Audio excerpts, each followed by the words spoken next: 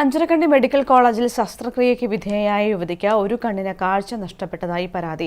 മൂക്കിലെ ദശ വളർച്ചയ്ക്ക് നടത്തിയ ശസ്ത്രക്രിയയിലെ പിഴവാണ് കാഴ്ച നഷ്ടമാക്കാൻ കാരണമായതെന്നാണ് കണ്ണ് ആശുപത്രിയിൽ പരിശോധന നടത്തിയപ്പോൾ പറഞ്ഞതെന്ന് സഹോദരൻ കണ്ണൂരിൽ പറഞ്ഞു.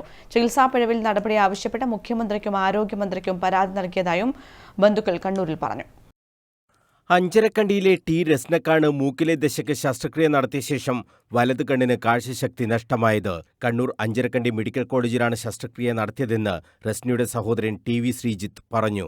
ഈ ശസ്ത്രക്രിയയിലെ പിഴവാണ് കണ്ണിനെ ബാധിച്ചതെന്ന് കോയമ്പത്തൂരിലെ കണ്ണാശുപത്രിയിൽ നിന്നടക്കം ഡോക്ടർമാർ വ്യക്തമാക്കിയതായും ശ്രീജിത്ത് അറിയിച്ചു. അവിടുന്ന് ഡോക്ടർ പറഞ്ഞു, ഇത് ശസ്ത്രക്രിയയിൽ വന്ന ഫാൾട്ടാണ്.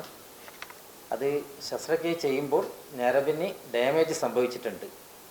നമുക്ക് ഒരു മുറിവോ അല്ലെങ്കിൽ ഒരു ബ്ലോക്കോ ആണെങ്കിൽ നമുക്ക് എന്ത് വേണമെങ്കിലും ചെയ്യാൻ പറ്റും. ഡാമേജ് സംഭവിച്ചുകൊണ്ട് ഒന്നും ചെയ്യാൻ പറ്റില്ല എന്ന ഒരു സർട്ടിഫിക്കറ്റ് അവർ നമുക്ക് തരുകയും ചെയ്തു. നമ്മൾ എന്നിട്ട് അതിനുശേഷം ബോംബെയിലും അതേപോലെ തന്നെ ചെന്നൈയിലും എല്ലാം റിസൾട്ട് അയച്ചു കൊടുത്തെങ്കിലും അവർ എല്ലായിടത്തും ഒരേ മറുപടിയാണ് നമുക്ക് കിട്ടിയത്. ഒക്ടോബർ 24-നാണ് ശസ്ത്രക്രിയ നടന്നത്. പിന്നാലെ ഡോക്ടർ എത്തി കണ്ണിന് കാഴ്ച നഷ്ടപ്പെടാൻ സാധ്യതയുണ്ടെന്ന് പറഞ്ഞു. ശസ്ത്രക്രിയയ്ക്ക് ഇടയിൽ പറ്റിയ പിഴവാണ് കണ്ണിനെ ബാധിച്ചതെന്ന് പിന്നീട് കണ്ട നേത്രരോഗ വിദഗ്ധരെല്ലാം പറഞ്ഞു.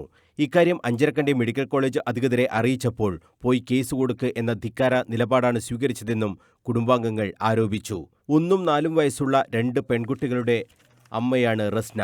അക്ഷയ സെന്ററിൽ ജോലി ചെയ്തു വരികയായിരുന്നു. റസ്നക്ക് നിലവിൽ ജോലിക്ക് പോകാനും കഴിയുന്നില്ല. അർഹമായ നഷ്ടപരിഹാരം ഇതിന് കിട്ടണം. ആശുപത്രിക്കുണ്ടായ വീഴ്ച സംബന്ധിച്ച് മുഖ്യമന്ത്രിക്കും ആരോഗ്യമന്ത്രിക്കും പരാതി നൽകി കാത്തിരിക്കുകയാണ് കുടുംബം. നിയമ നടപടികളും ആരംഭിച്ചിട്ടുണ്ട്.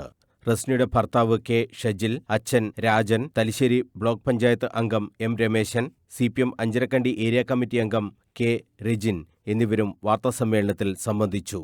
News bureau, Kannur.